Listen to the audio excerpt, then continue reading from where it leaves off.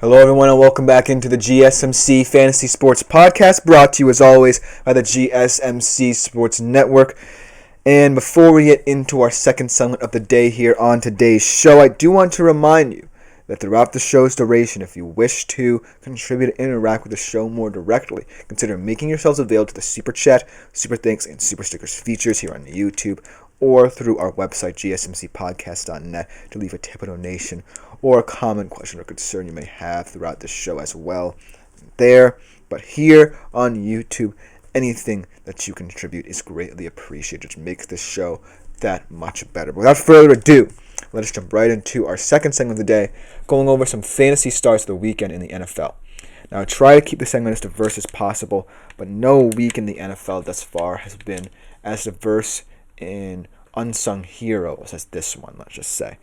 A lot of these players generally can have big games from a fantasy perspective, but not all of them. And that's what we're beginning to find heading into the home stretch of the NFL season. These players are rising above their station and really making a name for themselves, not only in real life, but potentially considered options on fantasy rosters everywhere. Because now is the time, more than ever, where if, say, you're in the middle of the pack in your fantasy league, or you're at the top, either to bolster your team or ensure that's strong enough that you feel it's at the level to compete in the fantasy playoffs. And so all of these players could potentially come up big for you. They're all on very different teams for where their standings are, for where they feel their direction is headed in terms of whether or not these players will be big time for them in the future. But I will say that this allows for a lot of interpretation, because now more than ever, these fantasy stars are going to get more and more diverse, I feel, and we're going to have more big names to consider in the years to come for each of these teams. So without further ado, let's jump right into our NFL fantasy stars of the week, starting off at the quarterback position, and this one is pretty easy. This guy had a stellar performance yet again. After his injury, he's the reason why this team is rejuvenated, reinvigorated, and it's allowing for this offense to really relax and get back to what it does best. Utilize its speed, utilize its pace, and thus overwhelm opponents. Tua Tagovailoa, 29 of 40. I believe it's 317 passing yards, 4 touchdowns, 28.48 fantasy points. And like I said last week when I picked Matthew Stafford, my favorite start against the Patriots, actually 2 weeks ago when he faced the Patriots, it was because I feel like there were certain matchups that he could exploit, and he did with one of his top receivers. This one was an all-around effort from the Dolphins. Tua Tagovailoa wasn't necessarily, hitting Tyreek Hill for the big plays. Jalen Waddle had one of his best games of his career. Devon Achane, we're going to talk about this week, had 2 receiving touchdowns. So this was a very comprehensive win for the Dolphins in a season where they feel that they can get back in the running in the AFC. They're on the outside looking in right now, but they're not far behind teams like the Broncos and Colts, who are also searching for that playoff spot.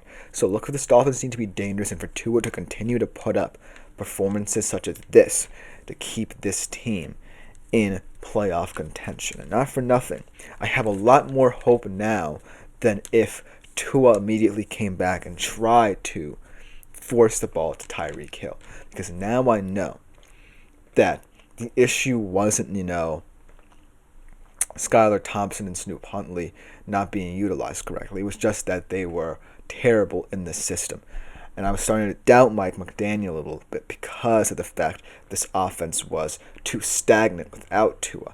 When you had and brought in a guy like Tyler Huntley, who I thought could be effective in this offense, and overall there were so many issues at that time that I thought that once, Tua came back, maybe it would have been Mike McDaniel's fault had he looked a little bit sluggish coming back.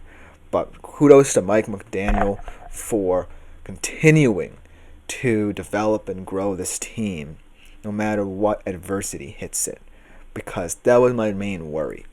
What questions would I have had to ask of Mike McDaniel had this team not got back on track. But I don't have to ask this question because they're firing on all cylinders right now, utilizing all the weapons at their disposal, and Tua looks as fresh as ever. So he may find himself appearing on this list much more often down the stretch, especially as the Dolphins' schedule toughens up and they go up against better competition. So looking for this team and Tua particularly to continue this hot streak. Then at the running back position, this is a guy who I feel like has gone under-respected in terms of as far as running backs go, just because of the depth of the position from a fantasy perspective. But this is a guy who I really like, the Tennessee Titans. And this could prove to be a crossroads moment for him and this team, just because I feel like the way it's going, the Tennessee Titans might be going toward a full rebuild at season's end, but Tony Pollard could be a useful asset for them should they retain him. I feel like, this team is always going to be a little bit more run-oriented this season than we would have thought with the arm strength that Will Levis has, but I do see why. Because if the Tennessee Titans do stick with a guy like Will Levis next season, you're going to need a very strong, capable backfield to kind of bolster him and really try and support him in his effort to become a competent enough quarterback for this Titans team. And so Tony Pollard is someone who I actually really love in this system. 24 carries, 119 yards, 1 TD, and an upset over the Texans this weekend. 21.9 fantasy points. And this is a performance that I feel like may go under the radar as well, just because, we had so many fantastic running back performances. Saquon just had a very impressive one, and some potentially underwhelming ones as well for some stalwarts at the position as well. But Tony Pollard has been someone that, yes, hasn't been a consistent performer at the position, but has been someone who I have to acknowledge in terms of what he means to the Titans. He could be gone at season's end, or he can be an X factor into this team's rebuild because he's so capable of helping out his quarterback in moments of need and keep this team ahead of schedule in terms of how they think towards the future. Because now I kind of feel like it could be justified if Will Levis stays because they're trying to build a core around him that can sustain him and make up for his mistakes, and Tony Pollard's a fantastic start.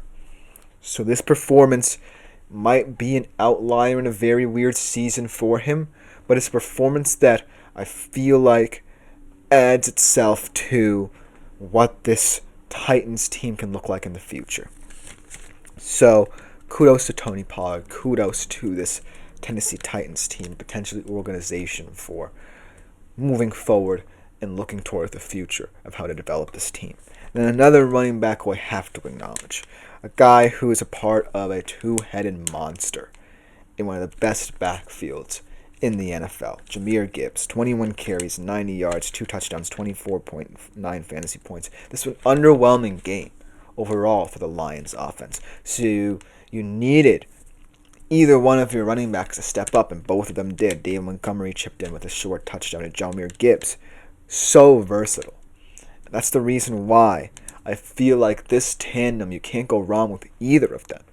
I feel like David Montgomery is a little bit more physical in the red zone, but Jahmyr Gibbs, don't underestimate his red zone abilities as well and his explosiveness in the open field, because that's key to this Lions' success. If this offense ever stagnates, how is it going to look down the stretch? How is it going to look when teams try and take away the passing game for Goff, much like what the Houston Texans tried to do?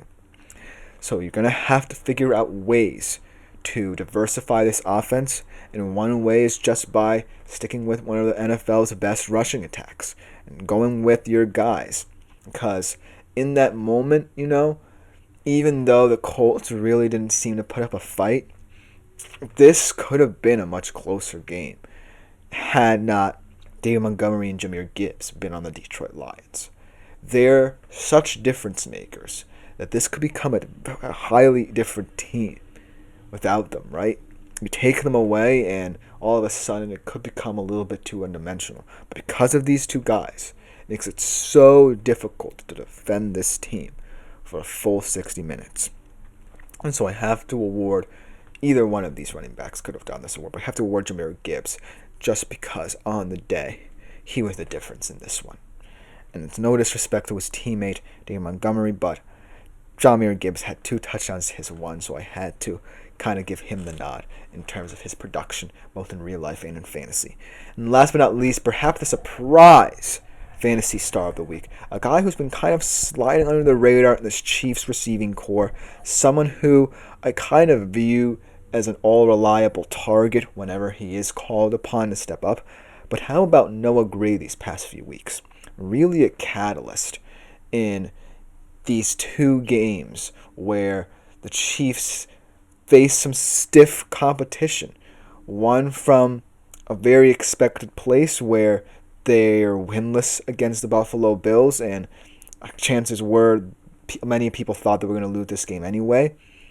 He kind of rose the challenge and was one of their best players in the offensive side of the football, and this time against a very feisty Carolina Panthers team who probably shocked everyone by keeping this game as close as it was. And Noah Gray really stepping up. 4 catches, 66 yards, 2 touchdowns, 22.6 fantasy points for yet again another fantastic performance from him at the wide receiver position for the Kansas City Chiefs.